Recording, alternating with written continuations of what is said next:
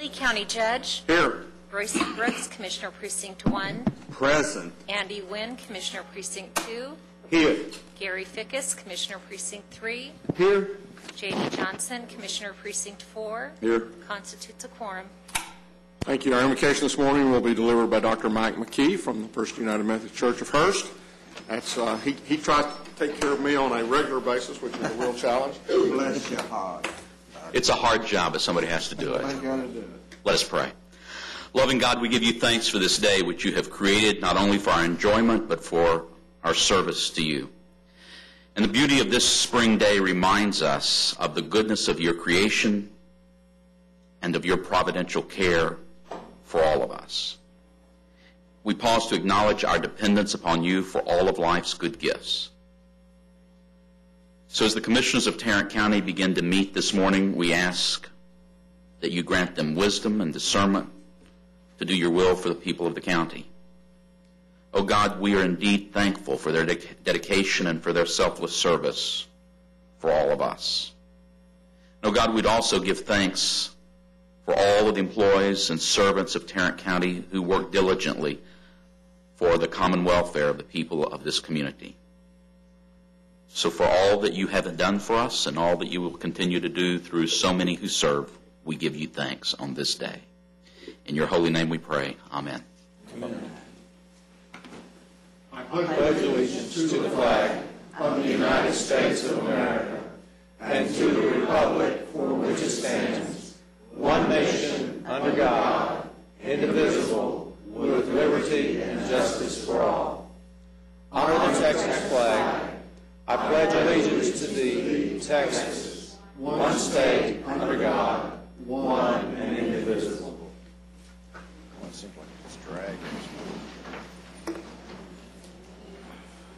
Thanks, Mike.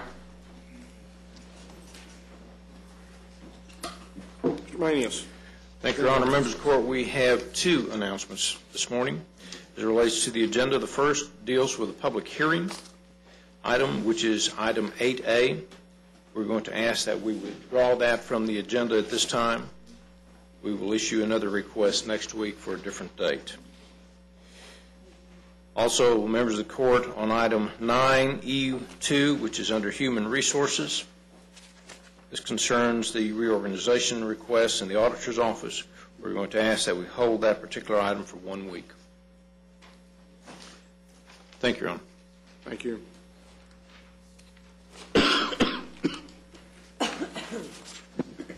Court members, you have before you the minutes of our regular meeting of April the 5th. Move approval. Second. A motion and a second. Please vote. Motion passes unanimously. We have several proclamations and resolutions today. The first one is for Child Abuse Awareness and Prevention Month, and I'll ask Judy Bell, who is the chair of our CPS board, to come forward, and I'll read this into the record. Whereas Texas children are our future and our greatest resource, and whereas child abuse is one of our nation's most serious public health problems and threatens the safety of our community, and whereas 227 Texas children's lives were lost to child abuse in 2010, with 18 of these deaths being in Tarrant County, and whereas in Tarrant County 13,046 investigations were completed in 2010, and 6,222 children were confirmed as victims of child abuse and neglect. And whereas every child deserves a nurturing family and safe environment to grow into a healthy, productive member of the community. And whereas finding solutions to prevent child abuse is a community responsibility and depends on involvement of all citizens. And whereas communities must make every effort to promote programs that benefit children and their families. And whereas effective child abuse prevention, investigation, and treatment programs succeed because of partnerships among public and private agencies, schools, religious organizations, medical services, and the business community. Now, therefore, be it resolved that we, the Commissioners Court of Tarrant County, urge all citizens to be aware of the signs of child abuse and act to protect the children of Tarrant County. And be it further resolved that we, the Commissioners Court of Tarrant County, do hereby proclaim the month of April 2011 Child Abuse Awareness and Prevention Month in Tarrant County. In witness whereof, we've heretofore set our hands and caused the seal of Tarrant County to be affixed this 12th day of April 2011, and I'll move its approval. Second. I have a motion and a second. Please vote.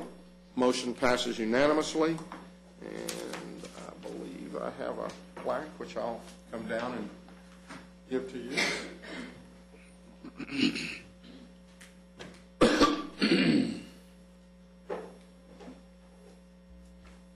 Kim, we'll see if we can get the picture here to work.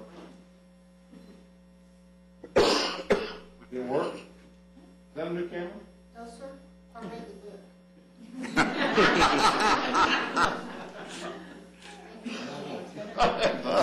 Go ahead and make any comments you like. Thank you, Judge and Commissioners. Tarrant County is very fortunate to have so much support from the county, and we appreciate the fact that you gave us this proclamation. This is a serious subject, and because of that, it's not just Child Protective Services. We have other groups also that are involved. And I'd like to acknowledge CASA, Connie Brown, and also Nancy Hagan from Alliance for Children. You want to come up? Nancy has some staff here that she'd also like to introduce. Good morning. Good morning. Nancy. Happy to be here.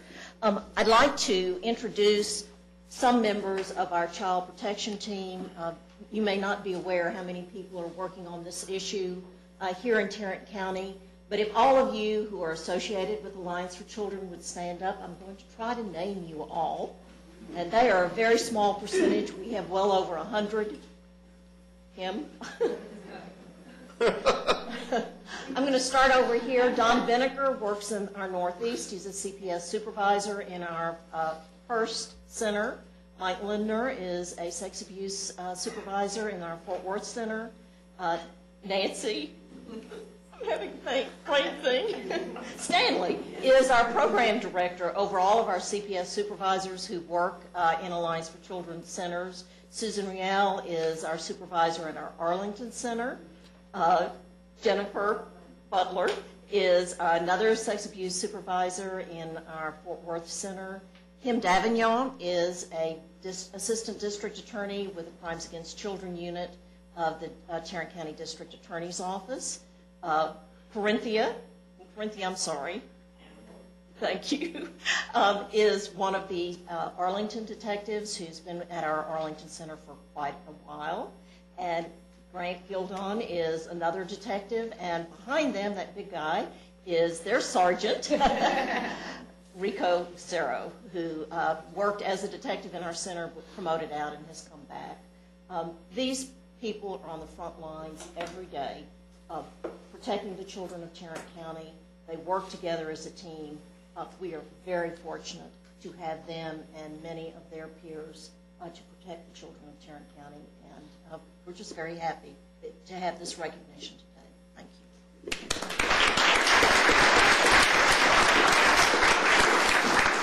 Thank you again. Thank you. I really want to again thank you all for everything that you do to protect the children of our county. It's the Alliance for Children has been a great partnership. It is now. Last week I was working a little bit with Ken Shutter about the One Safe Place on domestic violence, and I'm excited that they're taking on the same approach to domestic violence that Alliance for Children has taken on for child abuse for many years now, and I think it's something that's going to be a great asset for our community as we go forward. So, thank you all very much for the work that you do, every one of you. Next is a certificate of appreciation, which I'll just simply move ratification. Second. We have a motion, a second. Any discussion? Please vote. Motion passes unanimously. Next is, I believe, National Crime Victims' Rights Week. Commissioner Brooks. Would you please read that proclamation into the record, Your Honor? Yes, sir. Whereas 20 million Americans are victims of crime each year, and each crime affects many more, including family, friends, and communities. And whereas crime exacts an emotional, physical, psychological, and financial toll on victims as they have lost loved ones, life savings, physical and mental health, and often their sense of security that has the potential of irrevocably changing the course of their lives forever. And whereas more than 30 years of progress for crime victims stands on the shoulders of dedicated advocates and brave victims who overcame shame, isolation, and indifference to gain a voice, rights, and respect. And whereas we applaud the progress that our nation has made in recognizing crime's impact on victims and celebrate advocates and survivors who, through their determination, brought rights and resources for victims and have changed the course of history.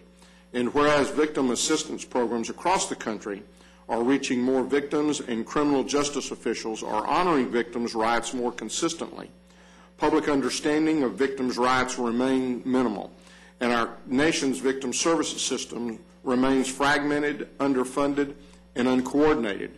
And whereas more work remains to be done to address the mental health impact of crime and to meet the needs of victims of nonviolent crime, victims of terrorism, and other underserved victims, and whereas our history teaches us that by working together, we can help victims of crime reshape their destinies and ensure that they receive the support they need, the respect they deserve, and the rights they have earned. And whereas National Crime Victims Week, April 10th through 16th, 2011, provides an opportunity for us to reshape the future for victims by honoring the past and reflecting on hard-won victories, and to recommit to working together to insist on better treatment for victims to help them overcome the harm caused by crime.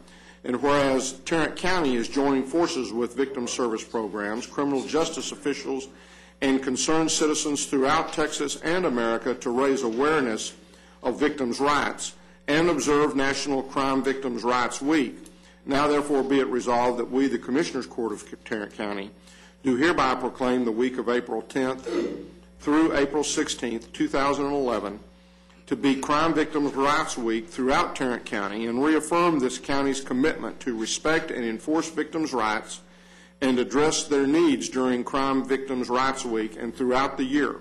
Be it further resolved that we express our appreciation for those victims and crime survivors who have turned personal tragedy into a motivating force to improve our response to victims of crime and build a more just community. In witness whereof we have heretofore set our hands and caused the seal of Tarrant County to be affixed this 12th day of April 2011. Thank you, Your Honor, and I will move ratification. Second. We have a motion and a second. Please vote. Motion passes unanimously. It's important that this country realize that seeking justice in a criminal case is not just about the defendant, that there is also a victim out there someplace who needs services, who needs the care of this community, and who needs a chance to be heard and to be made as close to whole as possible. That's what the victims' rights movement is all about. This morning we have to accept this proclamation Lori Clarida. Yes, sir. From the Tarrant County Sheriff's Department Victim Assistance Office, and Sandy Branch from MAD. Mothers Against Drunk Driving.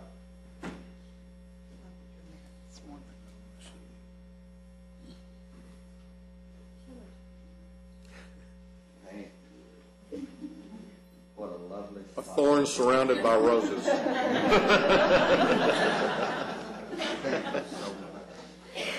you for all you do, and if you would... Thank you. Thank you, Commissioner Brooks and Judge Whitley and the other commissioners. The Tarrant County Coalition of Crime Victim Services is a group that has been meeting here in Tarrant County since the late 1980s. We are made up of members of social service agencies, law enforcement, county offices, county facilities, and various other groups. But we came together to recognize the needs of the victim and make sure that we are doing right by the victim. As is tradition for us, this is our 8th year, I believe, in holding our annual tribute to victims and tree dedication. That ceremony will be held this Thursday, 10 a.m., Tarrant County College at the Trinity River campus. And Commissioner Brooks, I'm sorry you cannot join us again this year. We really enjoyed having you in the past, but I know Crystal from your office will be speaking for us. Absolutely. Also, Joe Shannon, our district attorney, will be speaking, and our victim that is telling her story this year is a survivor of sexual assault. So I would like to invite each and every one of you to come and join us for that ceremony. Sandy has an invitation for you. And also, anyone in our public is also welcome to come and join us. And there should be signs around the campus directing everyone to the location. It's going to be on the 4th floor, and I don't remember the room number, but I can get that for anyone who is interested. So thank you very much. Thank you.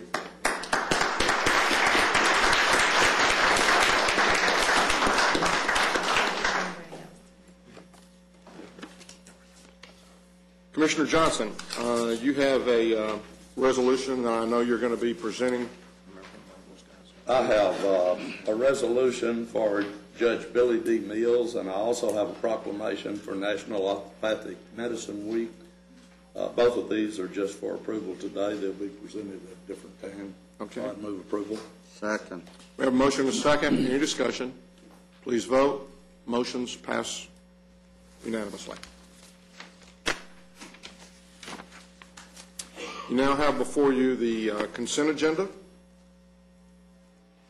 Move approval of the consent agenda. I second. We have a motion and a second to approve the consent agenda. Any discussion? Please vote. Motion passes unanimously. Mr. Mayers. Thank you. Members of the Court, we have 3 additional items for your consideration this morning. The first, we're requesting that the Commissioners' Court approve a resolution relating to the reissuance of tax-exempt Series 2009 C refunding bonds and variable rate revenue refunding bonds Series 2008 C1, C2, C3, and C4 by the Tarrant County Cultural Education Finance Corporation for Christus Health. If I might just speak very briefly on this. We had originally issued these bonds, and the monies or the proceeds have been used to for renovations and improvements of Santa Rosa Hospital, both in San Antonio and New Braunfels. Christus is now in the process of selling the New Braunfels site, and they're going to use those proceeds to further improve Santa Rosa, San Antonio. Actually, because of a federal requirement, because of the sale, we're not going to be issuing any additional debt. We're simply going to be reclassifying these as a reissuance of bonds. We have received notification from the mayor of San Antonio that they are in concurrence with this particular action. Because there is no new construction, there's no letter indicating HUB, because we already have that on file for these bonds, and we're seeking your approval at this time. Is the reason for this action that we're removing a piece of collateral, which is the, New Braunfels Hospital? That might be a question. We have bond counsel here. I mean, why are we doing this? It's a technical requirement by the IRS. Commissioner, the facility in New Braunfels is going to be sold, and those proceeds will be used for the facility, hospital there in San Antonio.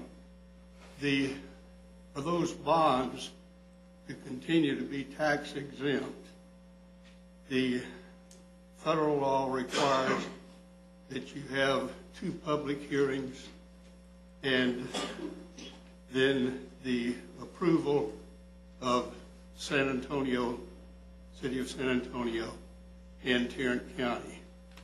So federal law requires these procedures to take place, but the bondholders continue to hold the bonds. They're just reclassified as refunded bonds. And there's no new bonds being issued. So the triggering event is the sale of the New Braunfels? Yes, sir. Those bonds were used on 6 or 7 facilities in Texas that Christius owns and operates. But these have to be, funds have to be used at a tax-exempt entity. Move approval. Second. Or currently, are all bondholders of these bonds for Christus, are they all being paid in a timely fashion? Are all the bondholders that hold these bonds, are they all being paid? They'll still continue to hold the same bonds. Are they being? The bonds aren't in default. The bonds aren't in default? Oh, they're not in default, Okay. no, sir. Okay. And this is something that has been approved by the, by San Antonio and Bexar County. That's Yes. by City of San Antonio. Yes. We have a motion and a second. Any further discussion? Please vote. Motion passes unanimously. Thank you. Thank you, Mr. Brown.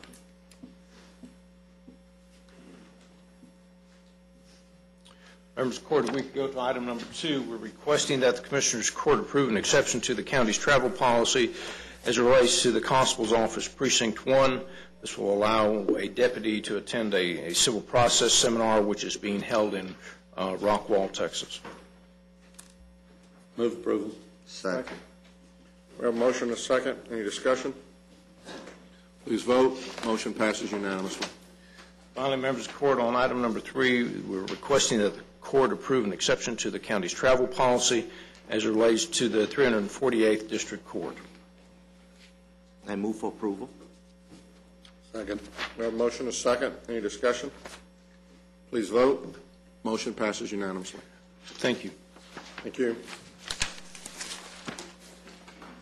Mr. Rock? Thank you, Your Honor. We're requesting authorization for the auditor to complete and submit wiring information on the county's behalf so we can recover some funds in this third-party class action lawsuit. Move approval. Second. We have a motion and a second. We're actually collecting a little bit of money on this one. Yes, we are. It's amazing that the attorneys didn't get all of it. Did somebody go to sleep at the wheel? I doubt it. I would suspect the attorneys are getting quite a bit, but it's just a guess on my part. They're not. We're getting $100. We're getting $180,000. $80,000. $900. $180,900 and something. $964.90. 864. For the record. Darn near. Please vote. 180. We have a unanimous decision to accept whatever amount of money it is that they're wanting to give us. All right. We are so excited. Thank you. Ms. Glenn.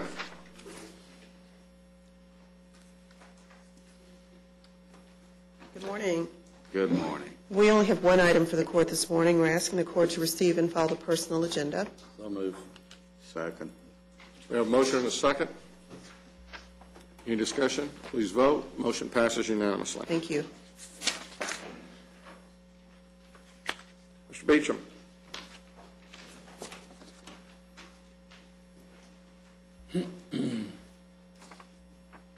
Your Honor, other members of the court, we have 2 items for your consideration this morning. Our first item is a bid award recommendation for bid number 2011-058, which is a bid for structured cabling system project for the medical examiner's office expansion.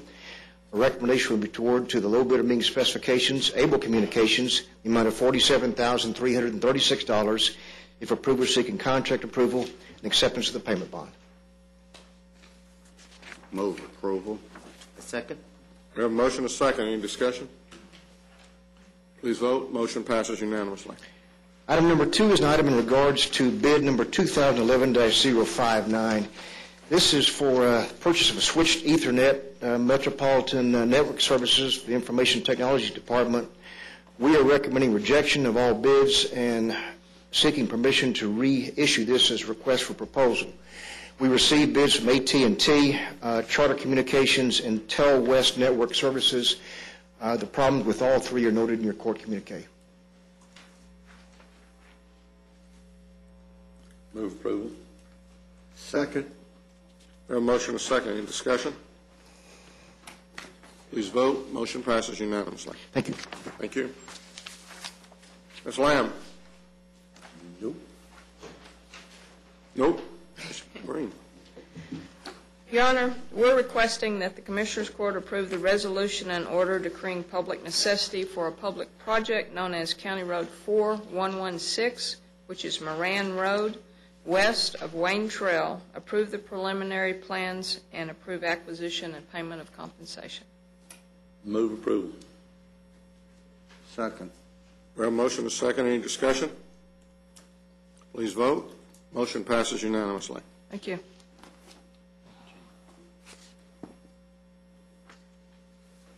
I'm next. Commissioner Fickus? Yes.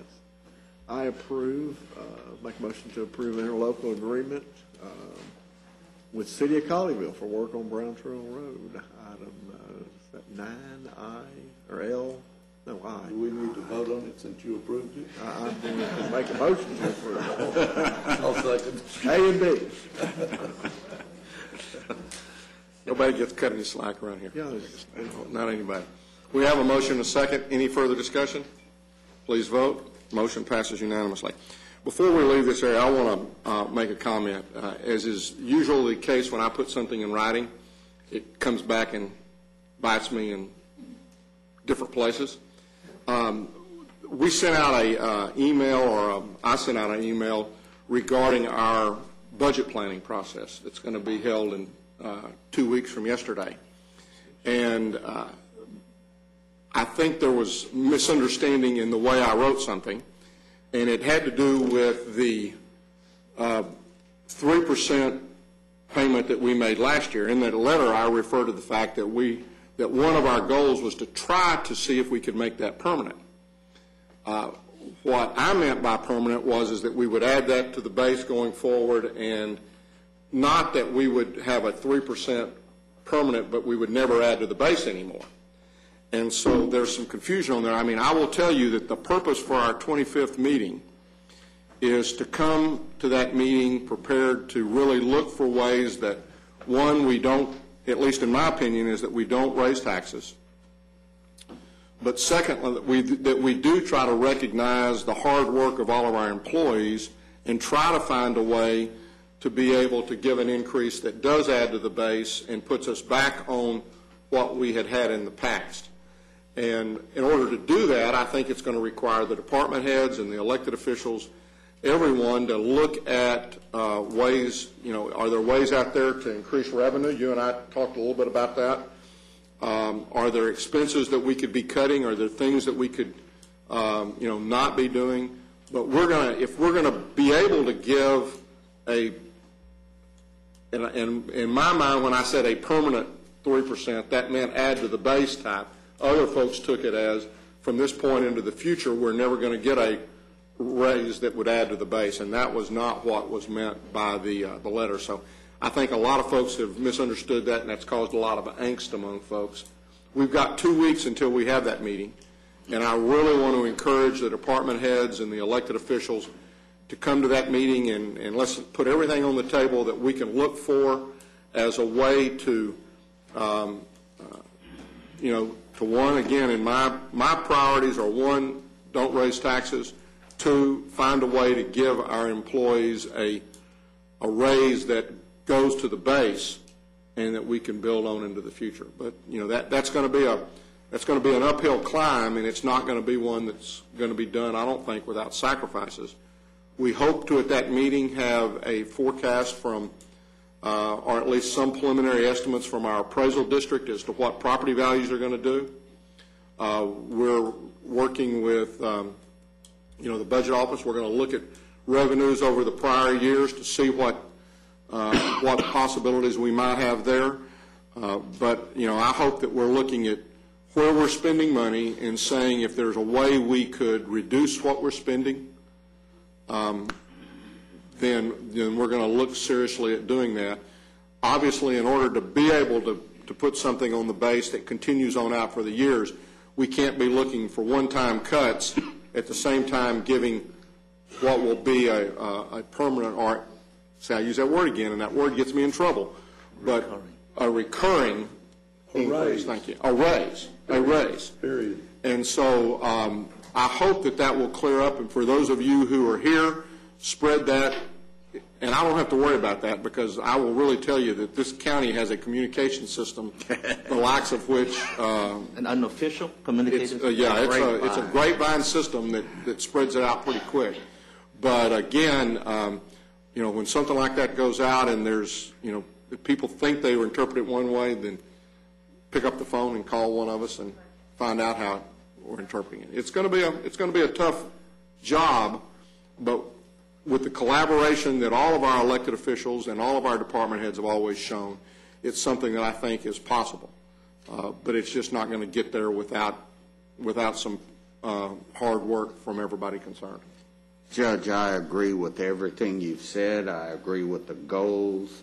I agree with the objective to give a raise, to hold our budget within the current tax rate. But there's a wild card out there that we can do nothing about, and we can't even do an effective job of planning until we know what it is. And that's what the legislature is going to do to county government once they balance their budget. I expect to see the legislature shoving a bunch of expenses down to counties that rightfully belong to them. For instance, I expect to see the 45-day window to take prisoners out of our jails stretched to 90 and beyond. Let's don't give them any thoughts. Well, those kinds of things are going to have a tremendous impact on our ability to do business. So although we all have these goals, and we know that if the state would leave us alone, we can get there, but I'm not convinced that the state is going to leave us alone. I certainly hear that. I will tell you that we see the April, or at least in my mind, I see the April 25th meeting as being the starting point where we'll hear a lot of ideas, get a lot of suggestions, and then we'll begin to evaluate that. By the next time we were to meet and come together and try to go through that, hopefully we'll be a little bit further along and we'll have a better idea of what the state has in mind for us, and what we may be able to do. But I think, again, I just want to really clarify that we appreciate our employees and we want to find a way to give them a raise and go forward from that standpoint. So we certainly want to work to that end. We may not be able to get there at the end. We may not be able to, we're just going to have to work hard to try to get there. And if everybody's pulling the same direction, I think we've got a whole lot more likelihood of getting there.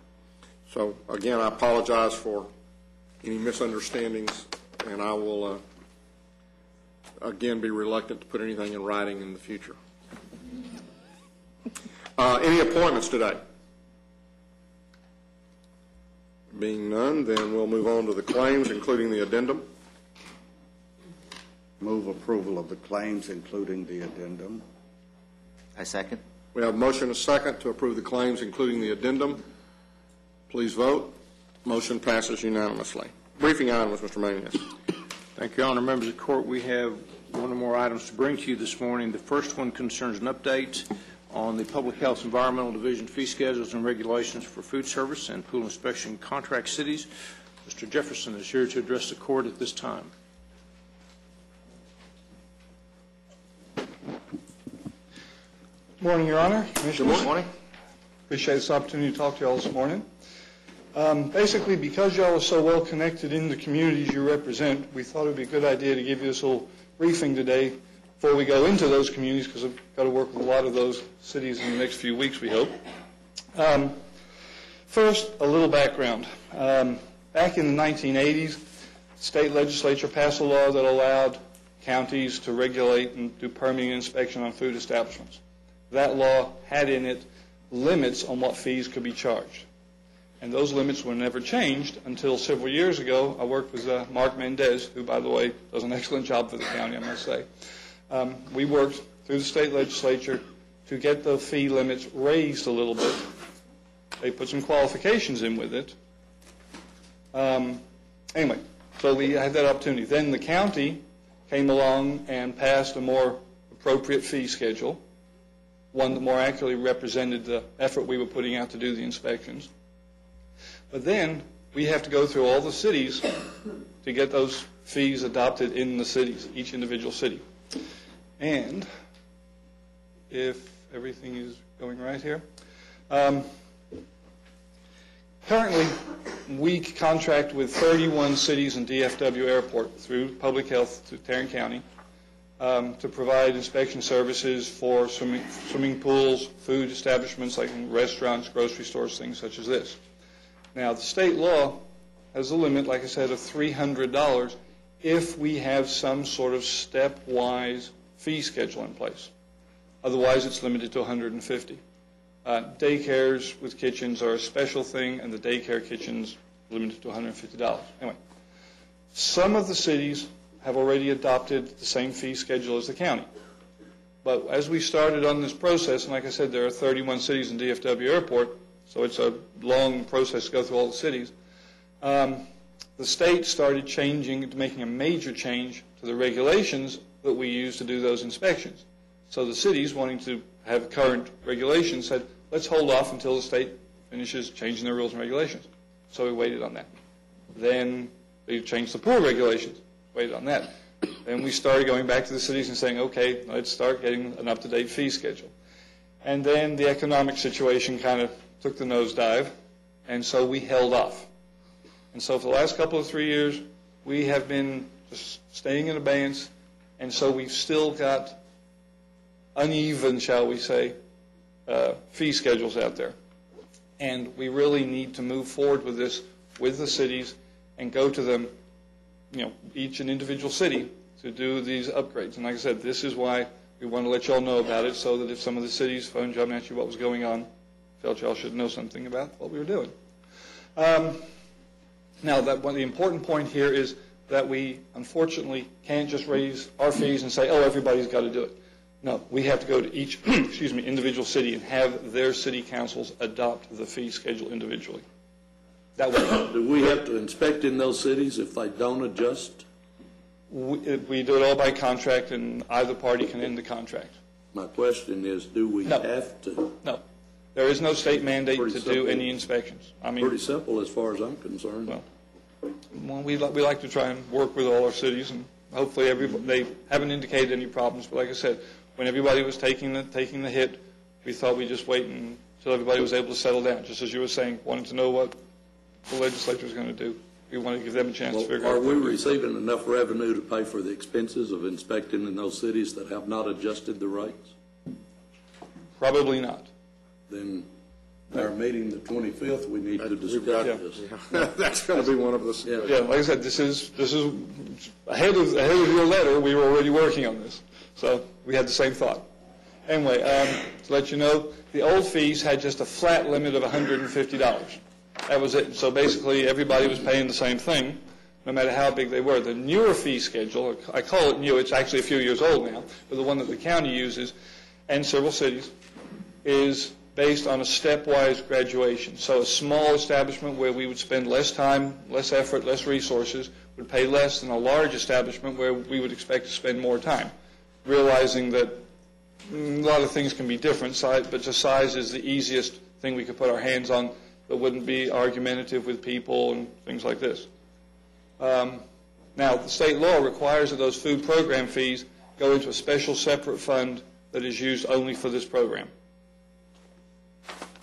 Just to give you an example, these are just a few things out of the fee, such as the snow cone stand, and this is a point I always like to make to people, is the new fees are not just simply raising everybody's fees. There are some cases where the person's fees would actually go down because the fees are spent. How frequently do they pay these fees? Pardon? How frequently? Oh, they're annual fees.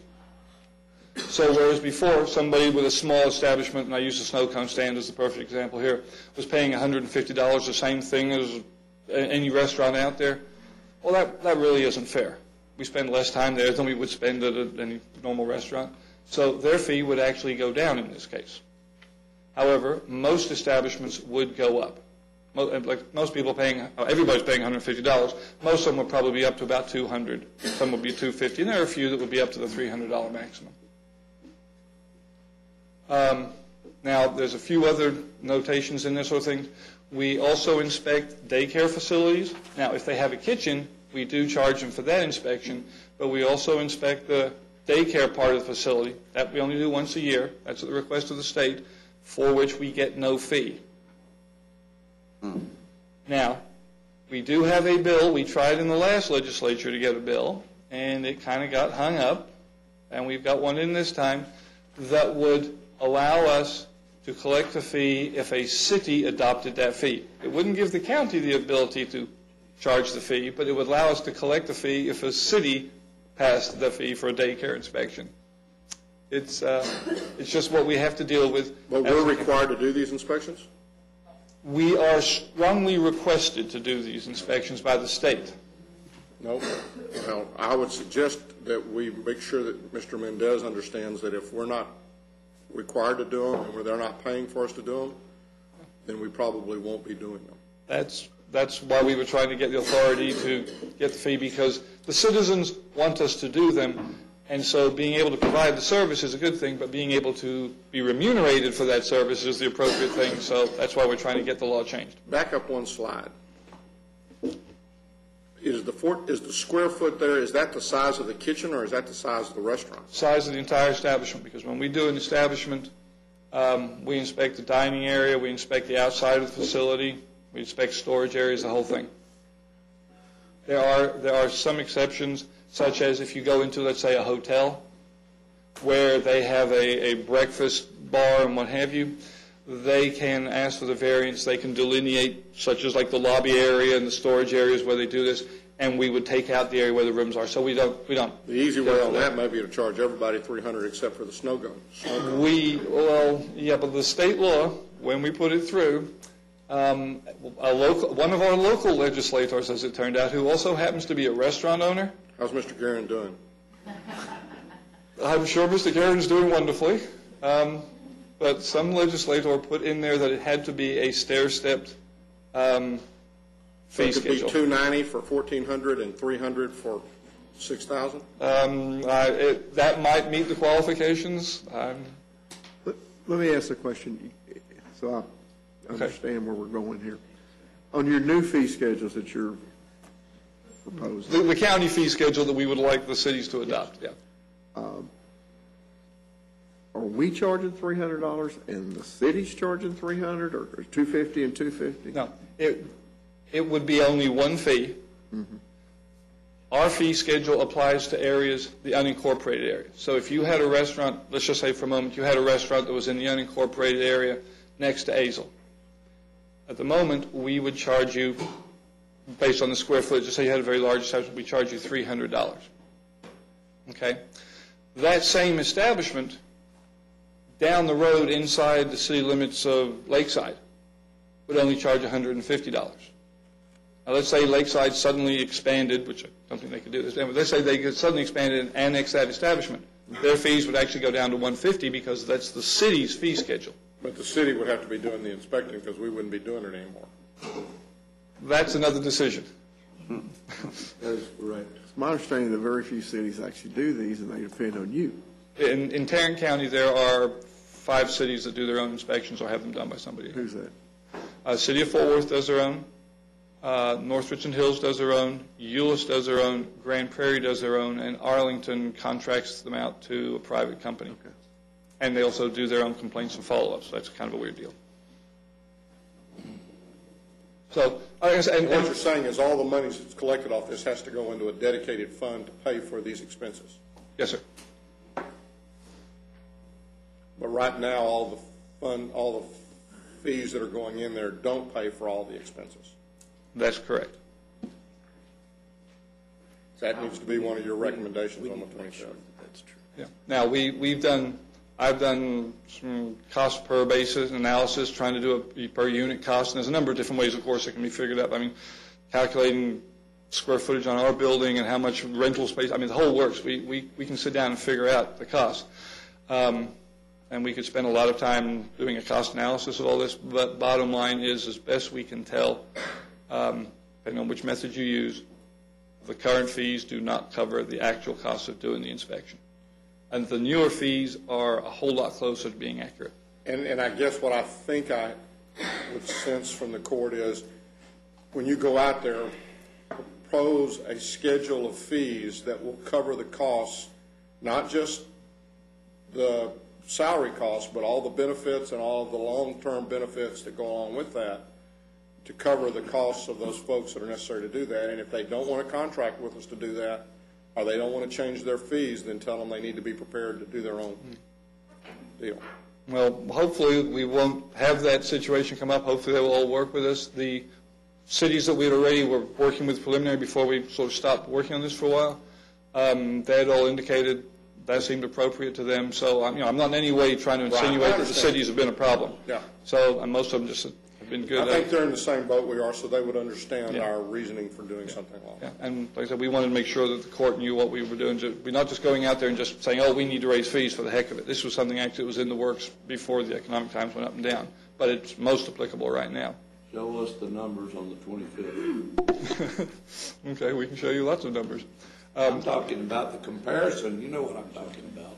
I think so. Okay. How have we been paying for the difference, the negative difference between the expense and the revenue? Well, in general revenue? Well, there's a number of things. There is some support from the general revenue, but it does not by any means, it's not like taking over the whole program. We have a couple of people in our staff who are shared people that are not on the Fund 223. However, our proposal is to move a couple of our people over to that right now.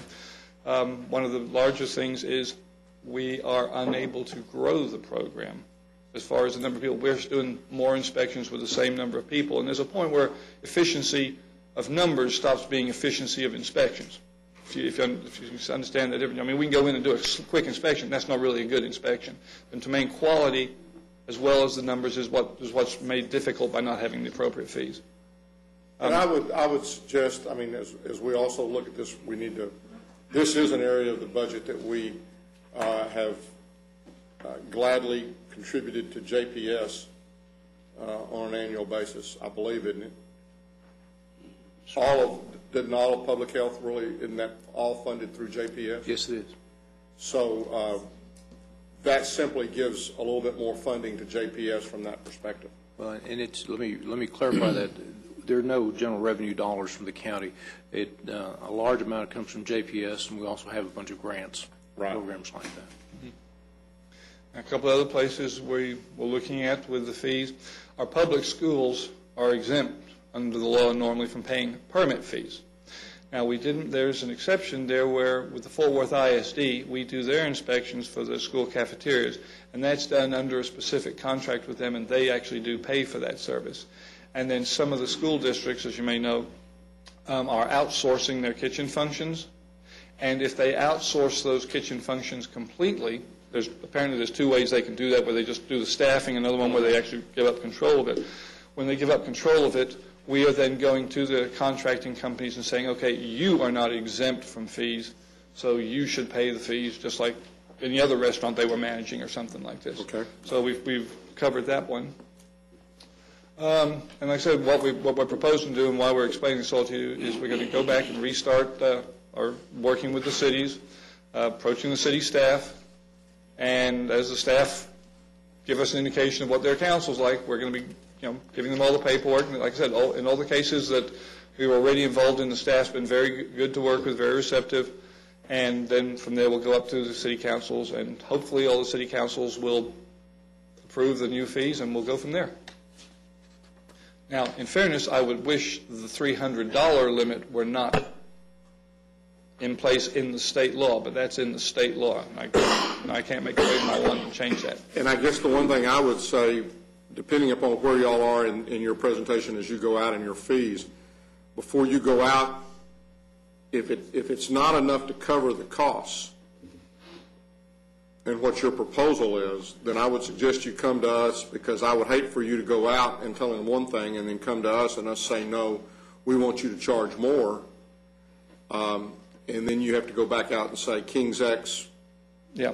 So let's be sure that we've got a clear understanding of what you're proposing to charge and how that works with relations to what your costs are before we go forward. And like I said, that is our ideal situation.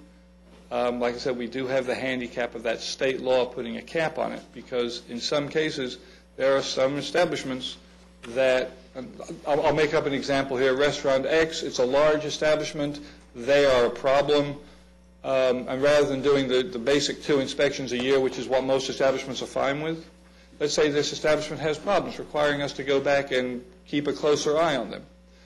That place, under ideal circumstances, would be paying more than the guy down the road who is doing a good job and we only come in and do 2 regular inspections on. But let me ask this question. Well, we're limited by the state law there. Are we required by state law to do this? Nope. So to the end that the state is not going to allow us to charge enough to cover our costs, then what we will basically say is we'll not do these services unless the state will allow us to cover our costs. If we can get the legislature to go along with that. But I understand what you're saying, but I'm just saying, and I guess that's the next thing. Oh, yeah. Is if your proposal does not, if at the maximum we can't cover our costs, then we need to be saying to the state, you either increase this limit or understand that you may have to have somebody else doing your inspections. Yes, I understand that, Your Honor, but unfortunately the state legislators don't always listen. We will carry that message down to Austin. We But don't need to make ultimately, we want to excuses have the for food it. inspections, and we want to be doing That's right. Yeah. The conundrum that we face is the first time there is a botulism outbreak associated with a restaurant or an E. coli situation associated with a restaurant, everybody's going to say, well, it's because the county failed in its responsibilities to protect our food supply. If it's in an unincorporated area, that's correct. But if it's in a city, it's not. Perception becomes reality. Well, but again, if we're not careful, I mean, the state will use that as the reason for us to be doing everything. And if the state is not going to allow us to recover our costs or are not going to provide the funds necessary for us to do that, then I think it's important for us to highlight that and to say that, here's an example of where the state says we're not going to raise your fees or we're not going to raise your taxes, but forces someone else to do it on their behalf to still accomplish the task that they're requiring to accomplish. And I'd be very happy to work with Court and Mr. Mendez to see if we can get a legislative change at this point to do something along those lines. What we're going to need in order to be able to do that is your projection of what costs it's going to be necessary to do that so that we can then say we need a higher fee limit, if that's what we need. I mean, you may come back and say if we raised everybody to $300, we could cover our costs. And then that just simply says we need to work within the schedule that they've given us. Yeah. But if we can't do it within the schedule that they've given us, that's where we've got to approach them. Right now, they may be working under the theory that the fees that we have given you are enough to cover your costs. And until we show them otherwise, then we're the ones to blame on that deal. So you got 2 weeks to come up with a schedule, and really less if we're really going to go to the legislature and show them or ask them to do anything else. Presentations on the 25th aren't going to be a 30-minute presentation, I can tell you that now. I'll be more than happy to do this and contact Mr. We Mendez. understand. It'll just be a sheet. Here's the sheet. I mean, basically, here's what it's going to take to cover our costs. We understand. We understand. And I'm a little surprised, to be very honest with you, not in part, but in fact with all the problems that Fort Worth has had or in some of these others, that they're still doing that if they're not covering their costs with the... Their fees are not limited by state law. As a city, they are not limited by state law. So what are they charging for these inspections? More. They have a different fee schedule. It's based on number of employees and all kinds of different things. Well, that may be something to follow up with Mr. Mendez about fairly soon, is why shouldn't we have the same flexibility as the cities have? Thank you, sir. No problem. I have one more question. Yes, sir. Go ahead. I'm sorry. You mentioned that you're going to approach the city staff about raising their fee. And Yes, sir. if they're receptive, then it's a good thing. What if they're not? What are we going to do then? At that point, quite frankly, this becomes a bit higher level issue, and I would come back and through Ms. Brewer and go to Mr. Manius and see how we wanted to approach the I situation. think that we've already heard from the court this morning what the answer to that question is going to be. If you don't raise the fees up to the ones we're recommending, then we're not going to do your inspections. It's pretty clear. Explain it, Okay. but you can't understand. Yeah, and David, Well, let me ask all more times. Let me do that I then. don't know that the court has made that decision, Mr. Manion. Well, let me ask one question. I want to be sure I understand something on that. If the city of Fort Worth, say, is charging $500, and they contract with us to do the inspection, can they pay us $500? Well, unfortunately, Mr. Reich has left, but I was No, he's discussing... not. He's sitting back there in the There you back. are. I don't know the answer to that question. Well, let's look into those things. That's... Thank you, David. No problem.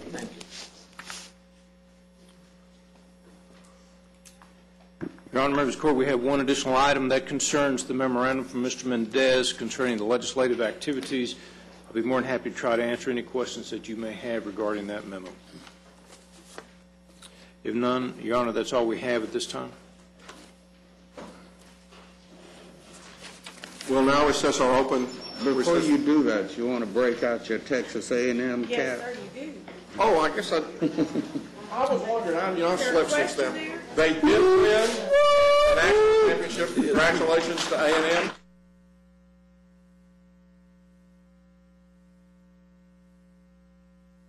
Open session and move to closed session to discuss items exempted under.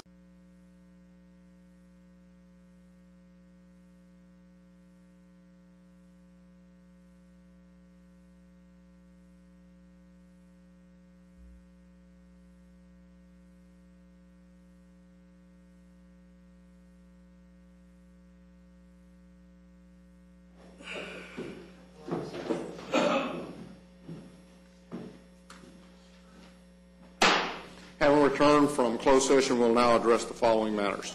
Under item D2 of the District Attorney's Office, we're requesting authorization for the exemption from the requirement for a bond in this injunction. So moved. Second. We have a motion and a second. Any discussion? Please vote. Motion passes unanimously. Thank you. Thank you. We're now adjourned, and we have lunch with the CPS folks.